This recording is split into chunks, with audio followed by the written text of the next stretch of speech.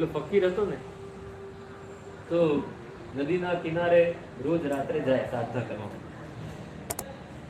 નદીનો કિનારો બહુ સરસ, અને કિનારાથી થોડેક દૂર એક વૃક્ષ હતું મોટું, ઘેટું, ઘટાદાર, એની નીચે બેસીને સાધના કરે.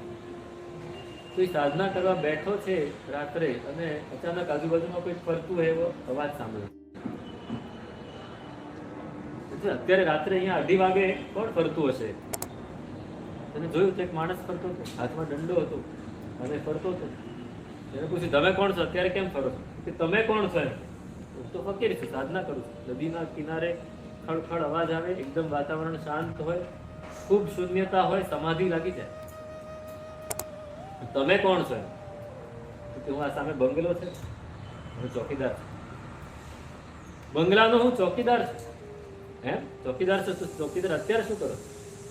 તો કે મારે આખી રાત મારા શેઠનો આદેશ છે, તારે સુવાનું નહીં, હું રાતનો ચોકીદાર છું. મારે આખી રાત જાગતા જાગતા બિલકુલ એક પણ મટકું માર્યા વગર આની ચોકી કરવાની છે. અહીંયા ગમે તે લોકો આવી જાય, ગામ નથી, ગામની બહાર છીએ. કોઈ પણ ચોર ગમે ત્યારે ઘૂસી જાય, એટલે હું સતત એની ચોકી કરું છું. 24 કલાક અમારી ચોકી ચાલુ જ હોય, 8-8 કલાકની 3 શિફ્ટ. અને આ બંગલો માલિકની ઈચ્છા છે કે બંગલામાં સહેજ પણ ચોરી થવી જોઈએ નહીં, સહેજ પણ ટ્રેસ પાસિંગ, કોઈ પણ અંદર ઘૂસવું ના જોઈએ, તમારે ધ્યાન રાખવાનું. ચોકી કરો. ફકીર વિચારવા માંડ્યો કે એક બંગલો છે, એનો એક આ ચોકીદાર છે, એ પણ પોતાના માલિકની ઈચ્છાને અનુરૂપ આની ચોકી સતત કર્યા કરે છે, તો હું મારા માલિકની ઈચ્છાને અનુરૂપ મારા મનની ચોકી કેમ નથી કરતો?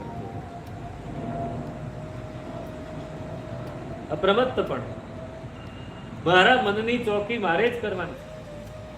આપણા મનની ચોકી આપણી ખરી. આપણે બધા, હું પણ ખરા, તમે પણ.